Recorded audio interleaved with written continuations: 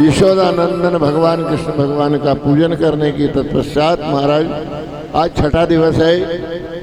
इस छठे दिवस के अंतराल में जहाँ पर श्री सुखदेव जी महाराज विराजित हैं उनके श्री चरणों में नतमस्तक है जो राजा परीक्षित करते हैं और क्या बोलने लगे, गुरुदेव आपने हमारे लिए ऐसे सुंदर सुंदर आख्यान चरित्र जो सुनाए, मेरा मनोबल इतना बढ़ा दिया आपने, मेरे को अब लेश मात्र भी है जो तक्षक नाग के काटने का भय नहीं है। मुझे अब मालूम हो चुका है कि संसार में जो आदमी आता है वो एक रोज वापस जरूर जाता है। जीवन आना जाना रहता है, कर्म का फल हर आदमी को भोगना पड़ता है। मेरे मन के अंदर है जो बड़े सुंदर है, जो सुंदर सुंदर विचार उठ रहे हैं। महाराज राजा परीक्षित के ऐसे शब्दों को जब सुना तो श्री सुखदेव जी महाराज बड़े अत्यंत प्रसन्न हो गए। धन्य है राजा, तुम्हारे पिता को धन्य है, तुम्हारी माँ को धन्य है जो इस प्रकार की संतान भगवान के भक्ति को करने वाली, कथा को सुनने वाली बनी। उन माता पिता को धन्य है जिनके पुत्र लोग ऐसे आकर के बैठ करके कथा सुनते हैं ना। महाराज ऊपर गए हुए माता पिता बड़े प्रसन्नचित होते हैं। जैसे आपके 4 लड़के या 2 लड़के या 3 लड़के हैं, अगर आपके लड़के को कोई अच्छी ऊंची नौकरी मिल जाए तो आपको कितना आनंद आता है, चाहे वो आपको फूटी कौड़ी नहीं दे उसकी तनख्वाह में से, लेकिन आपके मन में विचार है मेरा लड़का है जो ऐसी स्थिति पर पहुंच गया है। ठीक उसी प्रकार हमारे ऊपर गए हुए पितृ लोग भी है।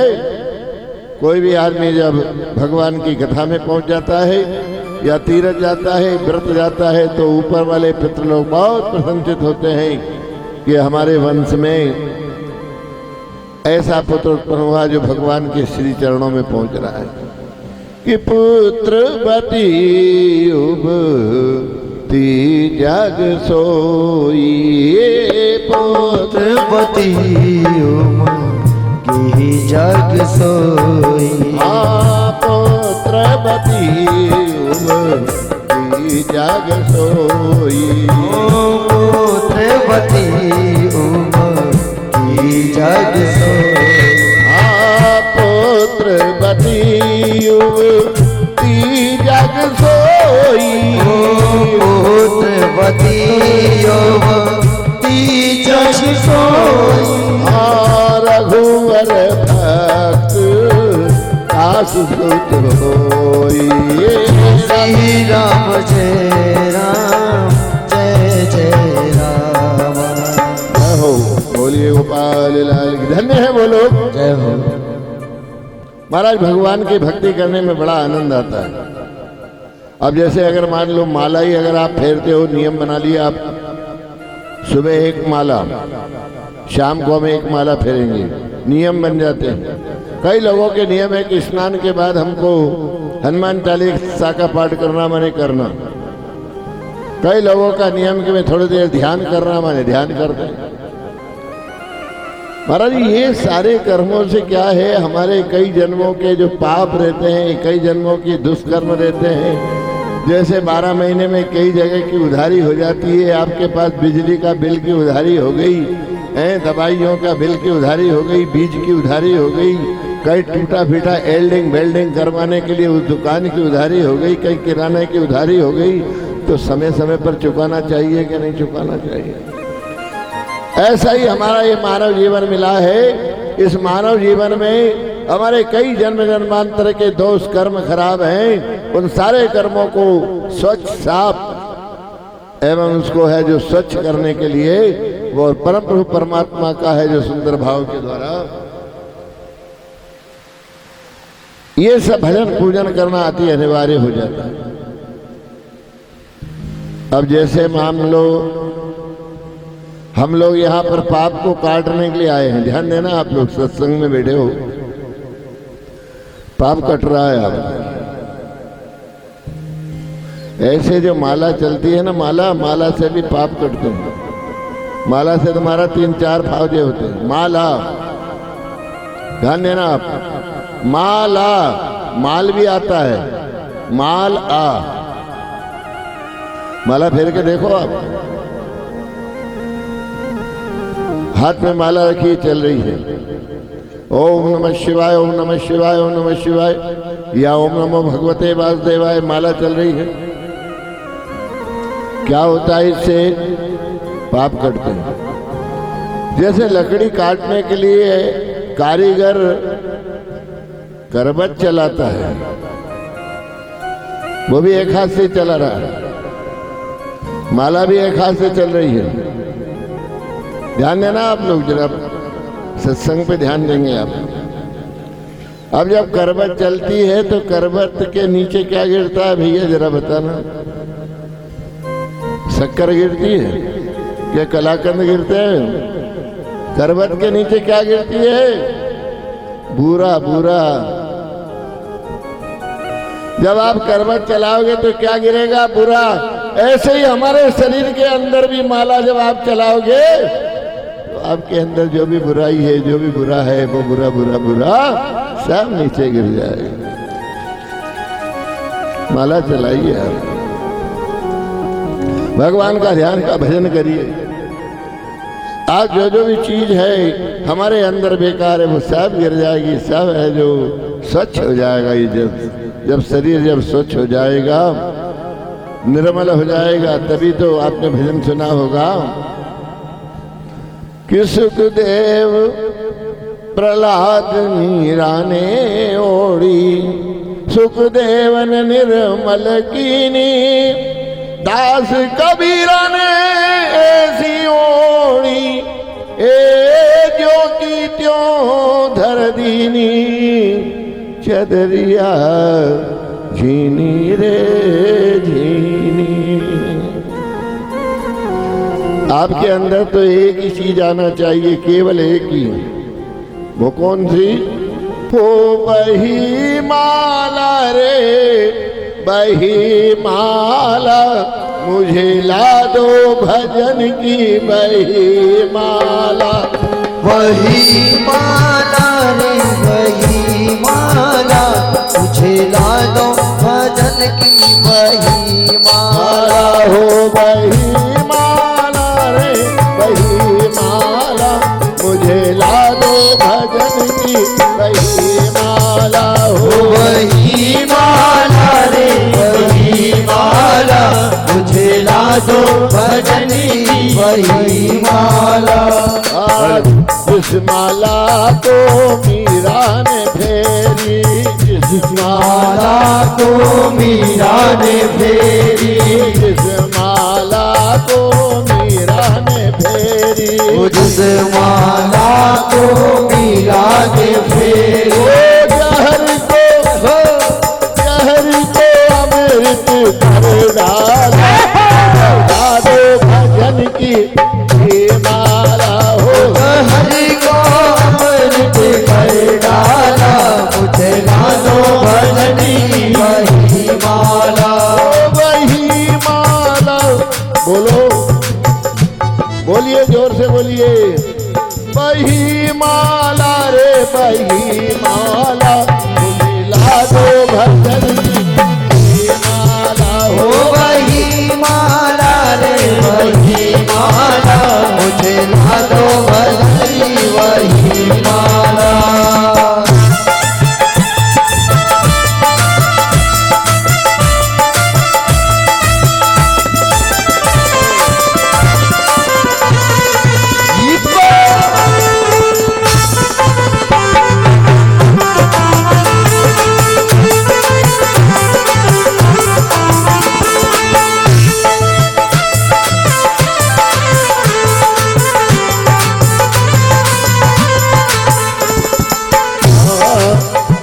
और जिस माला को बजरंग ने फेरी, जिस माला को बजरंग ने फेरी, अरे जिस माला को बजरंग ने फेरी, जिस माला को बजरंग ने फेरी, अरे सीने में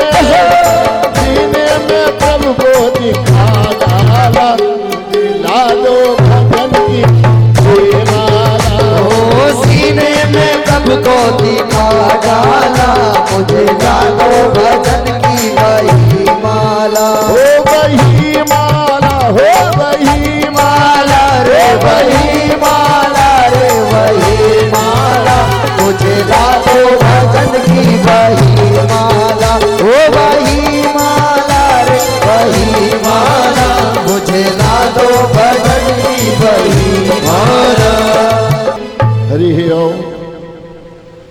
आज छठे दिवस की कथा बड़े आनंदमय आप लोग श्रवण कर रहे हैं महाराज।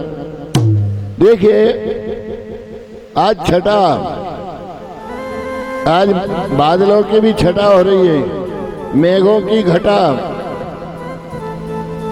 आज जन्माष्टमी का दिवस, ये हर चीज छठा दिवस, छठे दिवस की कथा आप लोग बड़े आनंद के साथ सुंदर कथा सुन रहे हैं।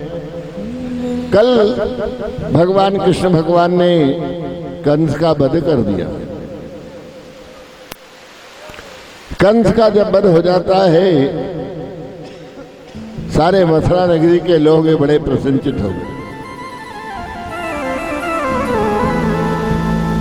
कंस कौन है महाराज?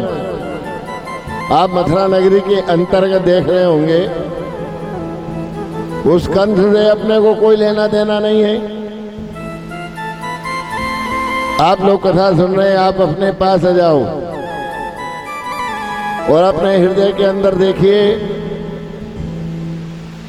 जब भगवान कृष्ण भगवान हमारे हृदय के अंदर अवतार को धारण कर लेते हैं, कंस कहाँ पर रहता है? मथुरा में।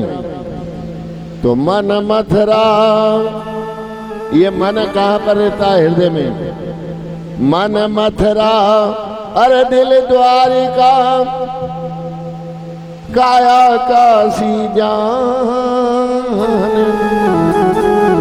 10 द्वारे का देहरा,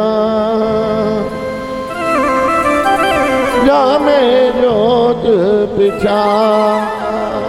और बरस बरस मारा इंदर राजा, तू बरसे रे मारो काज सरे। बरस बरस मारा इंदर राजा, तू बरसे मारो काज सरे। बरस बरस मारा इंदर राजा, तू बरसे रे मारो काज सरे। बरस बरस मारा इंदर राजा, तू बरसे मारो काज सरे। काज सरे हो बाबा काज सरे, हो काज सरे बाबा काज सरे। हाँ बरस बरस मारा इंदर राजा, तू बरसे रे मारो काज सरे। बरस बरस मारा इंदर राजा, तू बरसे मारो काज सरे।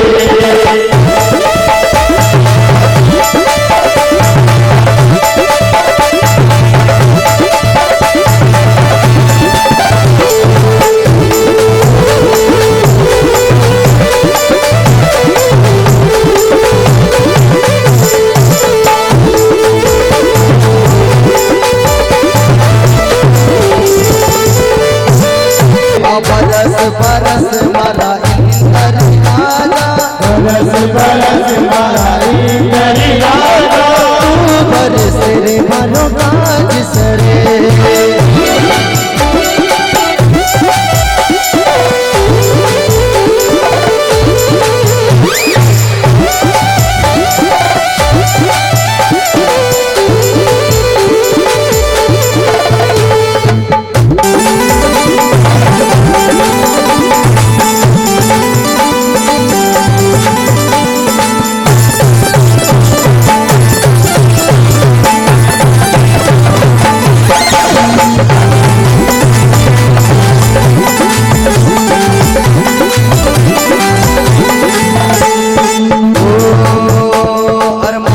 बगीचा में तू छोर को बरस जे, मदरा बगीचा में तू जोर को बरस जे। मदरा बगीचा में तू छोर को बरस जे, मदरा बगीचा में तू जोर को बरस जे। कोयलड़ी बड़ी शोर करे, कोयलड़ी बड़ी शोर करे। बरस बरस मारा इंदर राजा, बरस बरस मारा इंदर राजा, तू बरसे रे मारो काज सरे। हो तू बरसे मारो काज सरे। बरस बरस मारा इंदर राजा, तू बरसे रे मारो काज सरे। बरस मारा इंदर राजा, तू बरसे मारो काज सरे। तू बरसे मारो काज सरे। आध्यात्म आध्यात्मिक के अंतर्गत हमारे अंदर झांक करके देखो, जो क्रोध है ना, हमारे अंदर क्रोध है, यही कंस है। ये जो लोभ है, लोभ ये चाणूर है। मोह है वो मुष्टिक है। बहुत सारे राक्षस भी हमारे अंदर है। लेकिन एक बात का ध्यान रखना, जब भगवान का अवतार हो जाता है और भगवान जब अंदर आ जाते हैं तो सारे राक्षसों का वध हो जाता है। महाराज कंस का वध हो गया। कंस की चोटी पकड़कर भगवान कृष्ण खेलते खेलते वो जमुना जी के किनारे पर ले जाकर पटक देते। आलती प्राप्तिश्च कंसस्य महिष्यो भरतर्षभा मृते भरतारि दुखार्ते एतु सो पितुर्गृहातः। महाराज कंस की दो पत्नी है, जिसका नाम, एक का नाम आस्ती और एक का नाम प्राप्ति है। रोती रोती अपने पति के साथ जब वहां पर जाती है, भगवान कृष्ण ने उनको समझाया, देखो इस शरीर नश्वर होता है, एक रोज मरता है, हर आदमी आता है और जाता है। अब इनका समय इतना ही था, ऐसा समझा करके और उनको समझा दिया। दोनों कंस की पत्नी अपने पिता के घर पर जाती है। पिता के घर पर क्या होता है महाराज, जब पिताजी ने जरासंध देखा कन्या को विधवा के रूप में, आदमी के सामने 6 चीज जब सामने आती है तो आदमी बिहल हो जाता है। कौन कौन सी चीज है? कुग्राम बासा, छोटे गांव में रहने का हो, कुलहीन सेवा, कुग्राम बासा कुलहीन सेवा, मूर्खस्य पुत्रा विधवा च कन्या,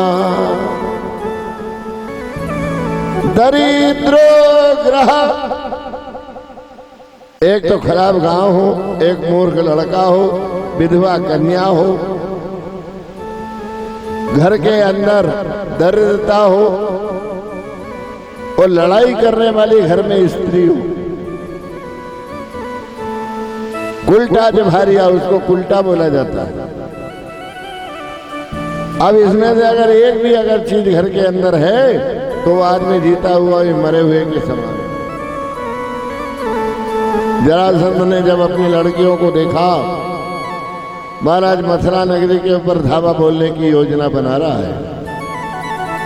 अब इधर आप देखिए, आप थोड़ा सा चरित्र आप भगवान कृष्ण का सुनेंगे। भगवान कृष्ण भगवान ने क्या किया, विश्राम ले रहे हैं। आज भी जमुना किनारे वो विश्राम घाट बोलते हैं। बलदाव जी कहने लगे, कन्हैया आप घर चलो।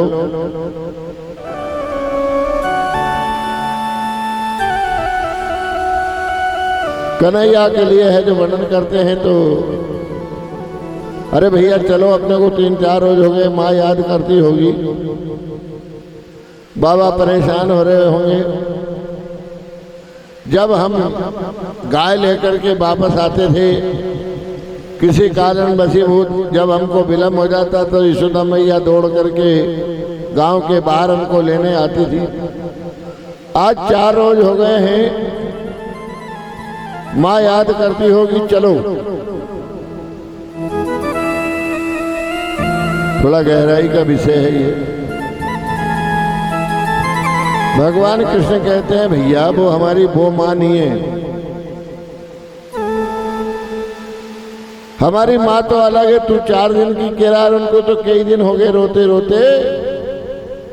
आज हम उस माँ के यहाँ पर चलेंगे कि बोले पागल हो गया है। अरे यशोदा हमारी माँ है, नंद बाबा हमारे पिता है। बोले वो हमारे है जो ना तो पिता है ना माँ है। आज भगवान कृष्ण भगवान ने बलदाव जी को बंदी गृह की ओर ले जाते हैं। कभी लोग वर्णन करते हैं,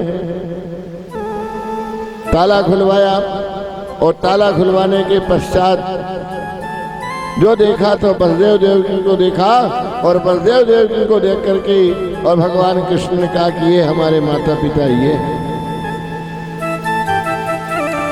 देवकी ने बलदेव जी से पूछा, महाराज ये कौन है? बोले यही तेरे बालक हैं।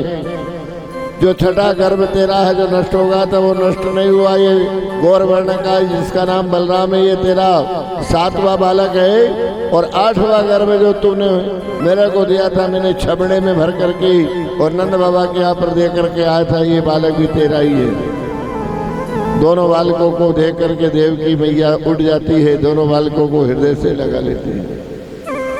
ऐसे भगवान कृष्ण का अपने माता पिता से मिलन होता है। आज वही कन्हैया है, अरे कन्हैया तू किसको कहेगा मैया।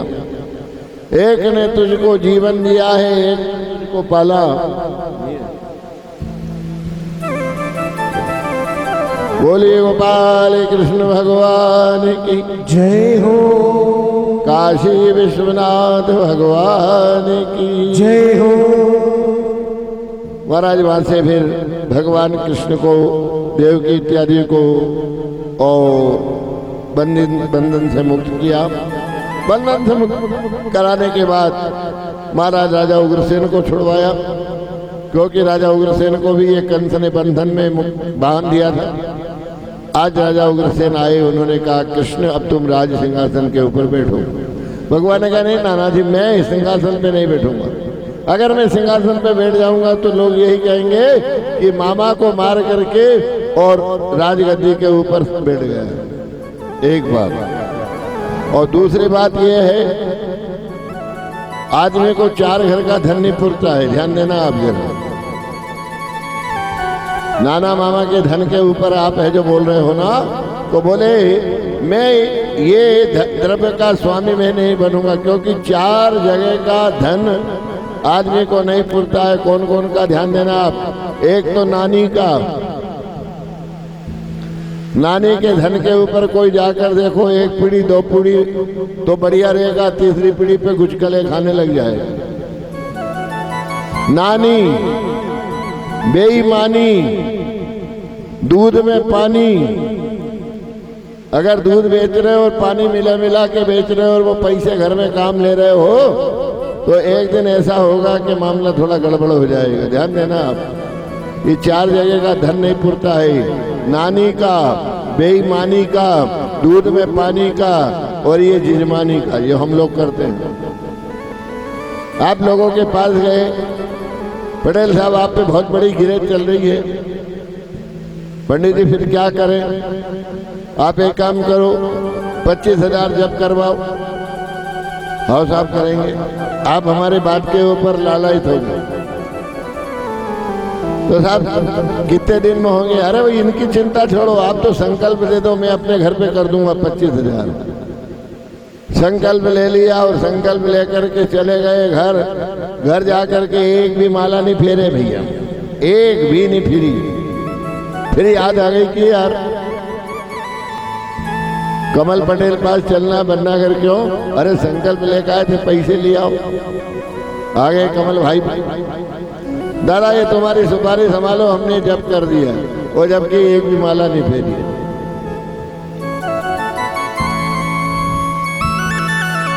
तो ये जिजमानी बोलते हैं इसको। कई लोग फिरते हैं ओंकारेश्वर में तुम्हारा अभिषेक कर देंगे, नाम लिखवा दो। अरे ओंकारेश्वर क्यों जा?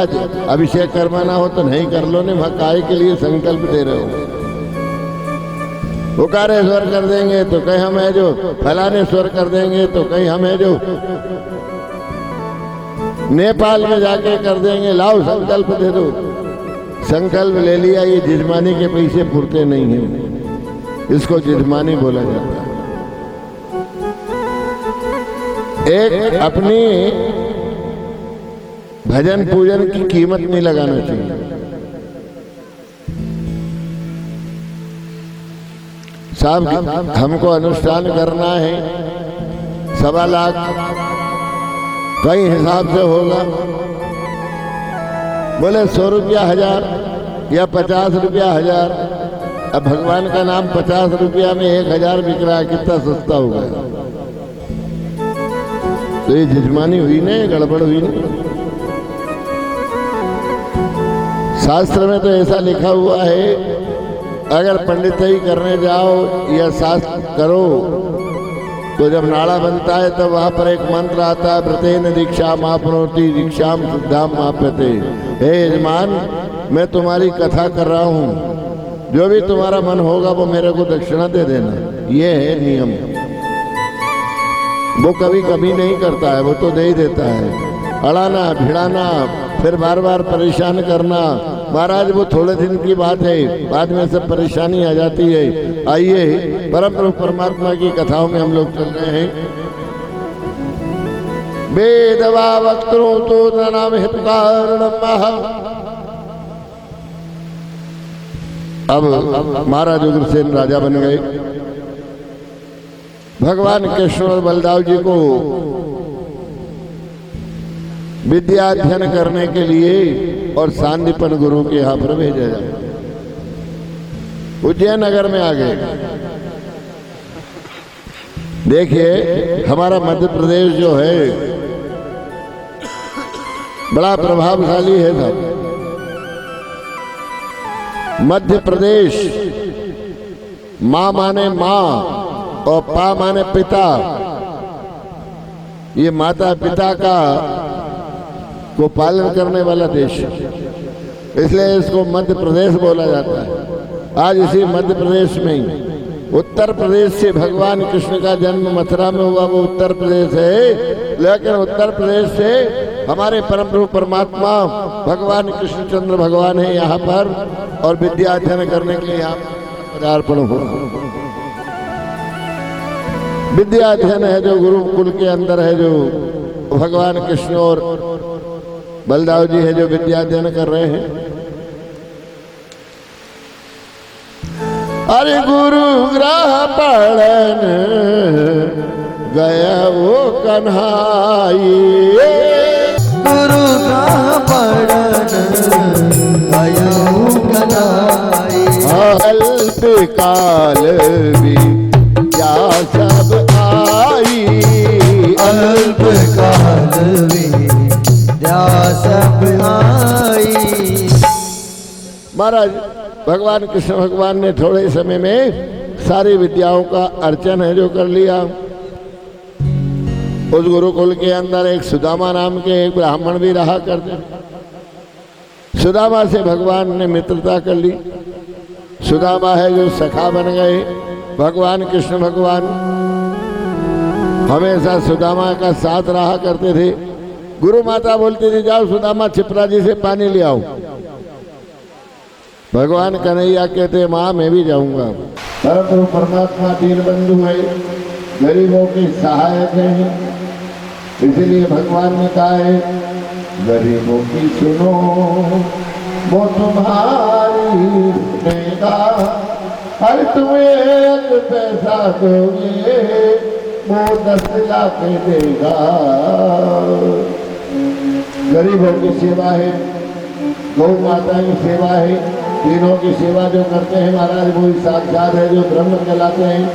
भगवान कृष्ण भगवान में जो सुदामा जी के सहयोग के साथ रहते हैं, और सुदामा जी का और भगवान कृष्ण का बड़ा सुंदर चरित्र है। दोनों भाइयों ने गुरुदेव से कहा बोले गुरुदेव हम आपको दक्षिणा देना चाहते हैं। गुरु जी ने कहा कि मेरी दक्षिणा तो हो गई है, आप चिंता ना करो।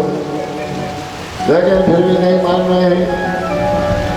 भगवान कृष्ण भगवान वर्णन करते हुए वर्णन करने लगे देखो तुम एक काम करो, मुझे तो कुछ नहीं लगे, तुम्हारी गुरु माता से पूछ लो अगर उनको जरूरत लगे।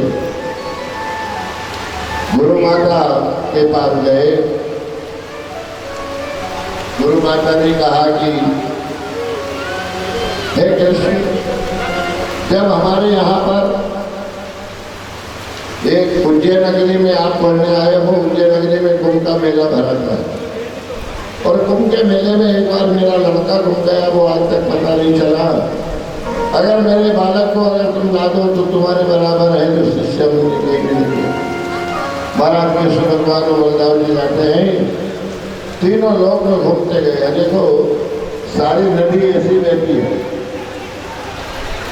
छिपरा जी में जाकर देखो छिपरा ही हो जाती है, ऐसी बहती बहती बहती चंबल नदी में मिलती है छिपरा, और चंबल नदी से मिल करके जमुना जी में मिल जाती है और जमुना जी फिर घूम करके ऐसी जाती है तो गंगा जी में इलाहाबाद में मिल जाती है। सारी नदियाँ बैठी बैठी इधर जाती है, लेकिन शिप्रा नदी एक ऐसी है वो पश्चिम से पूर्व की ओर गई है, इसलिए शिप्रा नदी का भी बड़ा विशेष महत्व है। जो कोई शिप्रा नदी पर स्नान करते हैं, राम घाट के ऊपर दान पूजन करते हैं, परमात्मा के पास से उनकी बहुत सारे पाप भी अगर कई दिनों के वो नष्ट हो जाते हैं। उज्जैन नगर में शिप्रा जी का विशेष महत्व है जो बताते हैं। परम गुरु परमात्मा निरात्मानंद विकार भगवान कृष्ण भगवान बड़े प्रेम के साथ और वो बालक को ला करके यमराज के पास से लाकर अपने गुरु जी को गुरु माता को दिया और गुरु माता को वंदना प्रार्थना इत्यादि करके गुरुदेव का पूजन करने लगे। और गुरुदेव का पूजन करने के पश्चात यही भगवान कृष्णचंद्र भगवान है मथुरा नगरी को जाने की तैयारी कर रहे हैं। भगवान के श्री चरणों में वंदना पूजन मोहे गुरु चरण की लगन भगवान कृष्ण कह रहे हैं गुरुदेव कल आपके चरण हमको नहीं मिलेंगे, आज हम आपके चरणों में हम वंदना पूजन करते हैं। गुरुदेव के चरणों में जो वंदन पूजन करते हैं महाराज वो धन्य होते हैं। है गुरु चरण की लगन मोहे गुरु चरण की लगन लागी, मोहे हरि चरण की लगन लागी, मोहे हरि चरण की लगन लागी। मोरे हृदय में ज्योत जलने लागी, मारे जीवड़े में ज्योत जलने लागी, मोरे प्रभु चरण की लगन लागी, मोरे प्रभु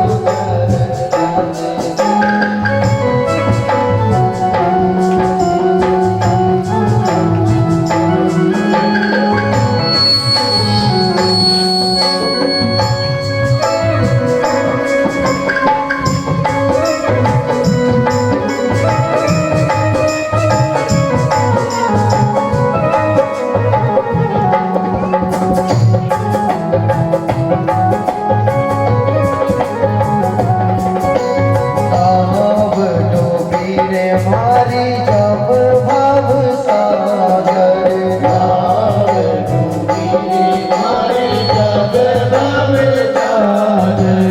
सतगुरु आया के मत बन कर, सतगुरु आया के मत बन कर। हमारी मैया तो ऐसी तरह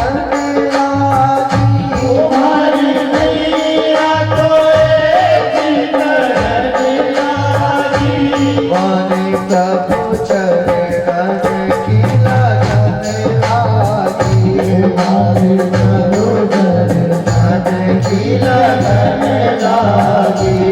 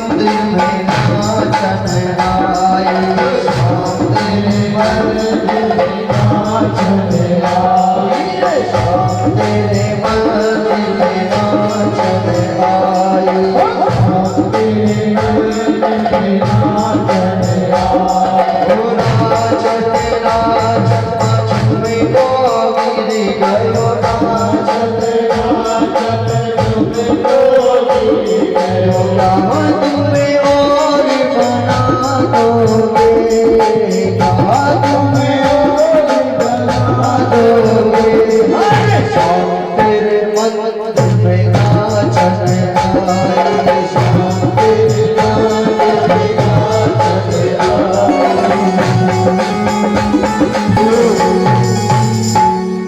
हरि ओम। आए दाऊ जी और भगवान कृष्ण मथुरा नगरी आ रहे हैं।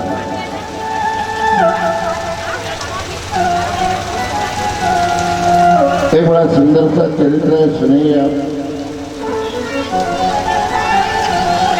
गर्भ संहिता में इसकी कथा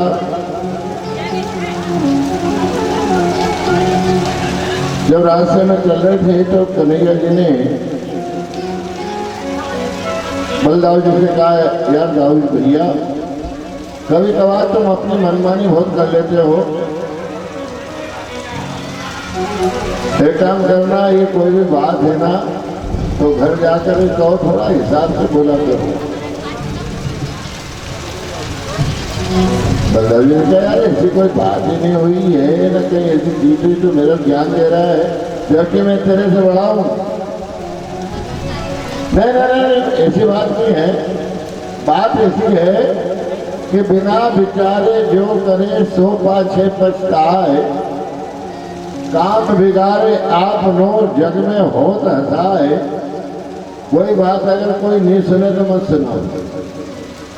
ये लोगों की आदत होती है, अरे सुन तो सरी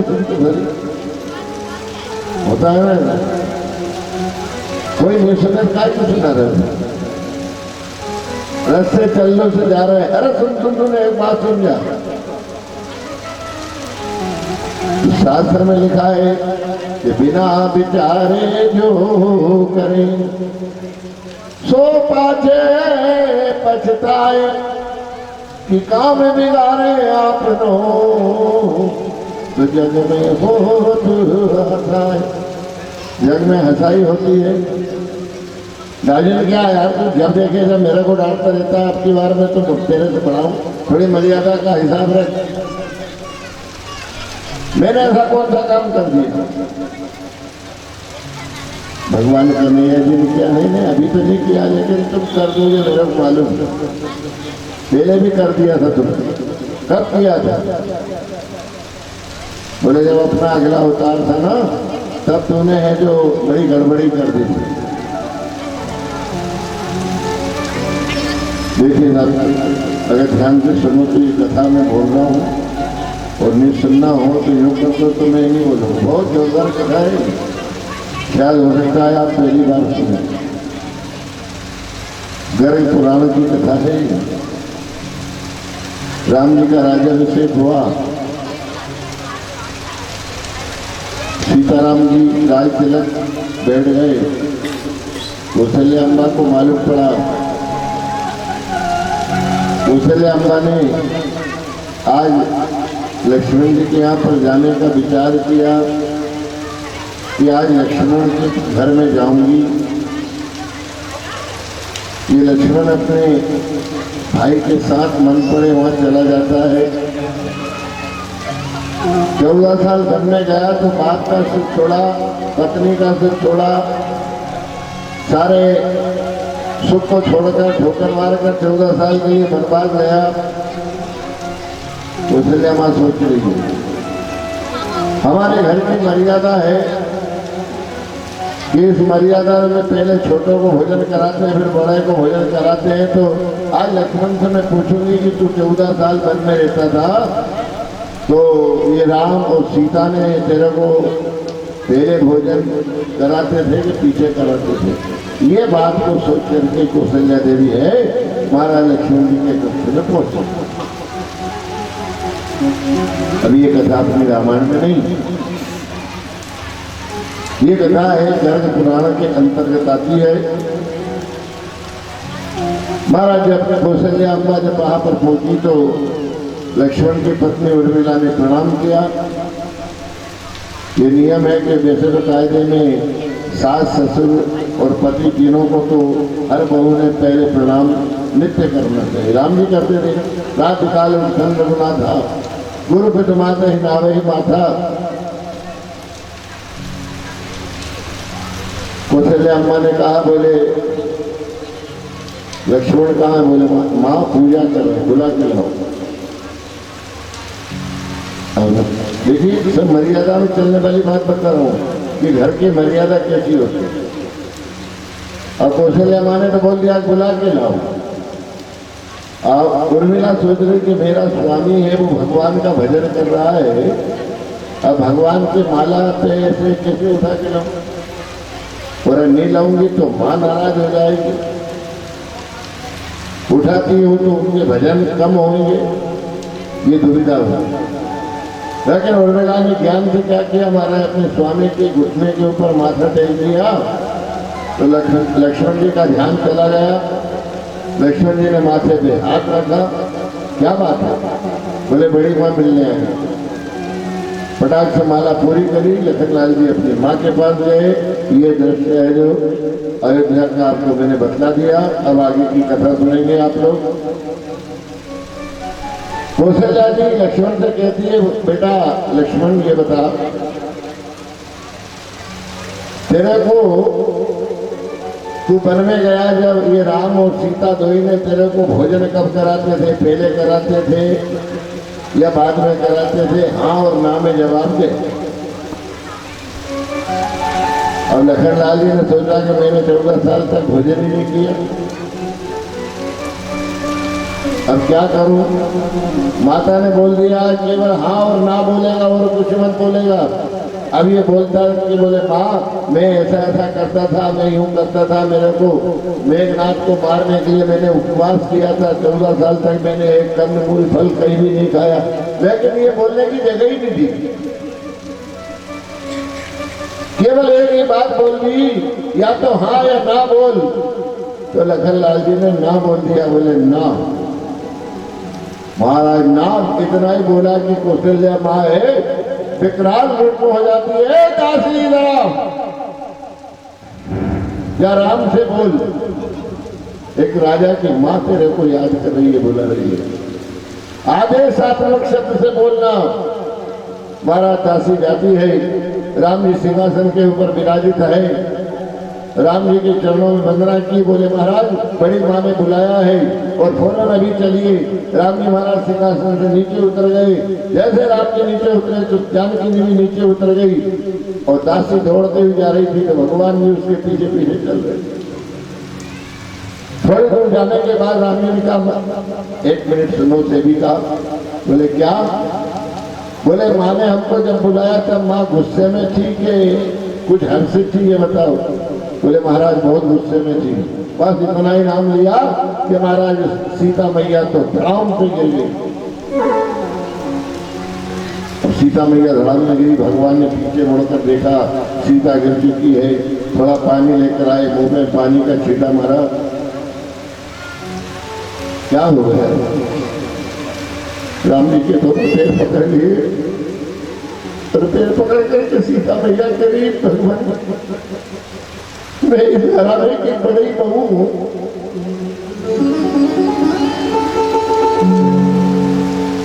मैं हमेशा इस घर का हित चाहती हूँ, अहित ना हो। शास्त्र में लिखा हुआ है कि जिस घर के अंदर सासू क्रोधित हो जाती है उस घर में बहुत बड़ा नुकसान होता है।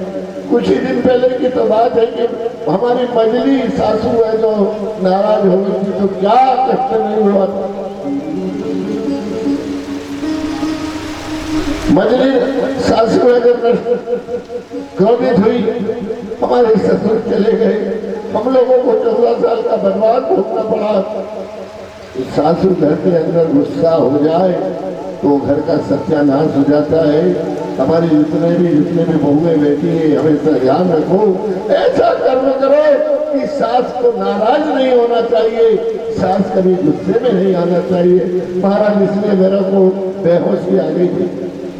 भगवान राम जी ने उनको सांत्वना दी। राम जी ने कहा मैं तुम्हारे साथ हूँ, किसी प्रकार चिंता ना करो, माँ को भी समझाएंगे। महाराज राम जी और सीता जी माँ के पास पहुंच गए जहाँ लखनलाल जी का कष्ट था। कौशल्या माँ एक कुर्सी पौड़े के ऊपर बैठी हुई है। कौशल्या माँ कैसी बैठी है मालूम, जरा देखना आप, सीन देखना। कौशल्या माँ एक मजिस्ट्रेट जज जैसी बैठी है। फरियादी में लखनलाल पांव में पड़ा हुआ है। मुलजिम के रूप में राम जी खड़े हैं। यह अयोध्या का दृश्य देख रहे हैं आप लोग। राम और सीता दोनों खड़े हैं, उनको बैठने के लिए नहीं कहा, खड़े रहो। माँ का ये आदेश है, वहीं पर खड़े रहो, दोनों हिस्से पे खड़े हैं। राम जी को ऐसा गलकार कर बोलने पर लखनलाल जी को रोना आ जा रही। हनुमान तूने बड़ा बुरा किया, वो लड़ाऊंगा मैं, अगर मैं मर जाता तो अच्छा रहता। तूने कहा तो सजीवन बूटी लेकर के आया, आज मेरे आराध्य देव खड़े हैं और उसका कारण केवल मैं हूं।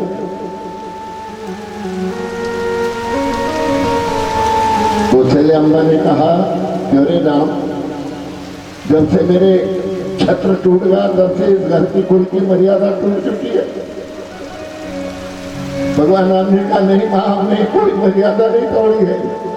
अरे पहले हमारे घर की मर्यादा है कि पहले छोटों को भोजन कराए फिर बड़े भोजन करे। ये बेचारा लक्ष्मण तेरे साथ गया, इसने माता का सुख, पिता का सुख, पत्नी का सुख सब पे ठोकर मार कर तेरी है जो सेवा करने के लिए 14 साल के लिए गया और तूने इसको भोजन नहीं कराता। तरफ करूं क्या? जब लड़के का ब्याह हो जाए, पराई घर की लड़की घर में आ जाती है, तब लड़का अपना ही चाहे हो लेकिन वो पराया बन जाता है। महाराज सीधा सीता जी के ऊपर प्रहार हुआ तो श्री सीता जी मैया, सीता मैया जानकी जी, किशोरी जी दोनों घुटने के बल के ऊपर बैठ जाती है। वाह, आज तक मैंने कभी भी तुम्हारे सामने नहीं बोली, आज मैं हाथ जोड़कर नतमस्तक होकर के कहती हूँ, ये मेरे आराध्य देव की चरण पकड़ कर कहती हूँ। जब भी मैं बोलो भोजन करते थे तो पहले में लक्ष्मण भैया को देते थे। राम जी कहते हैं लक्ष्मण तू बोल क्यों नहीं रहा है? हम तेरे को भोजन देते थे कि नहीं देते थे? माँ के सामने बोलना तू। तब जाकर के हमारे लखनलाल जी ने अपना मुंह चेक किया तो क्या देख रहे थे? पूरा रोते रोते पूरे वस्त्र भीग गए। लखनलाल जी कहते भैया माँ ने मेरे को आदेश दे दिया ताकि बोलना मत, इसलिए मैं चुपचाप बैठा हूँ। बोलने की तो मेरे को बहुत आ रही थी लेकिन माँ ने मना कर दिया कि बोलना मत, केवल हाँ और ना के अलावा कुछ नहीं बोलना। महाराज तो मैं चुपचाप बैठा हूँ।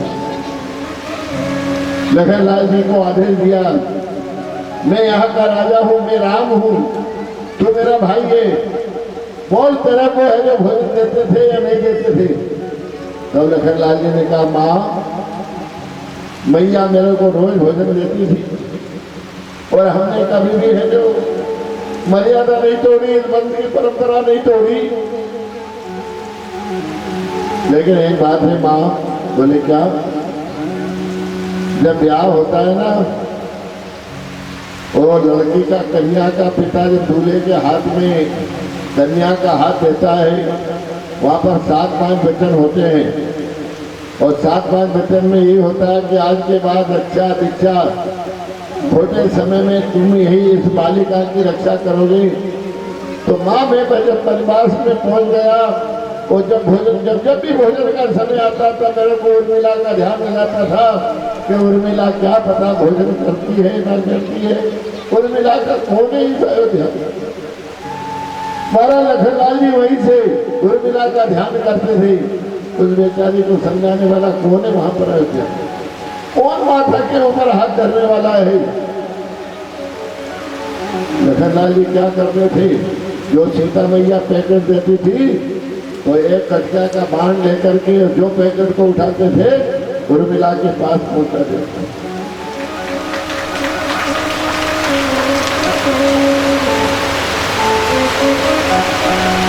लखनलाल जी ने कहा माँ मैं रोज उर्मिला के पास भोजन का पैकेट भेज देता था, मैं नहीं खाता था। उर्मिला को बुलाया इधर,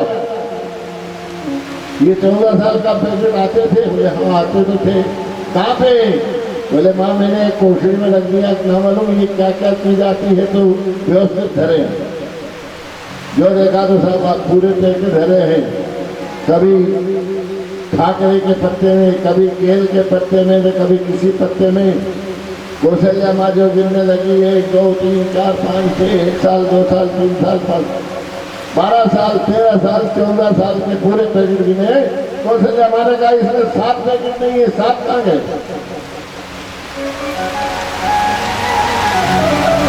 अब कौशल्या भी उर्मिला को डांट रही है, ये 7 पैकेट कहाँ पर गए? राम जी ने कहा माँ उस बेचारे को क्यों डांट रही, मेरे से पूछ। मैं बताता हूँ, तुम लोग जब मेरे से चित्रकूट मिलने के लिए गए उस वक्त केवल अपन सब लोगों ने केवल पानी पिया, भोजन नहीं किया। एक दिन तो वो है सीता का जब हरण हुआ तो हम दोनों भाइयों ने 3 रोज तक भोजन नहीं पाया। ये 4 दिन हो गए। जब मैं समुद्र के ऊपर रास्ता मांगने के लिए गए 3 दिन बीत, जगह नहीं दे रहा। बिने न मानत जलधि जड़ गए 3 दिन बीत। तो समुद्र ने है जो नहीं मांगा तो 3 दिन तक वहां पर बैठे रहे। तो 2 दिन तो पूरा निकल गया। जब तीसरा दिन बात हुआ, तीसरे दिन तो भोजन कर लिया, तो 4 हो तो 6 दिन हो गए। और एक दिन बोले मैया हम दोनों भाइयों को अहिरावण है जो पृथ्वी लोक में ले गया था, वहां पर अगर ये हनुमान नहीं होता तो हम लोग यहाँ पर क्या थे। सिर्फ हनुमान जी की देन है कि हमारा हमें है लेकर के ये यहाँ पर आ गया।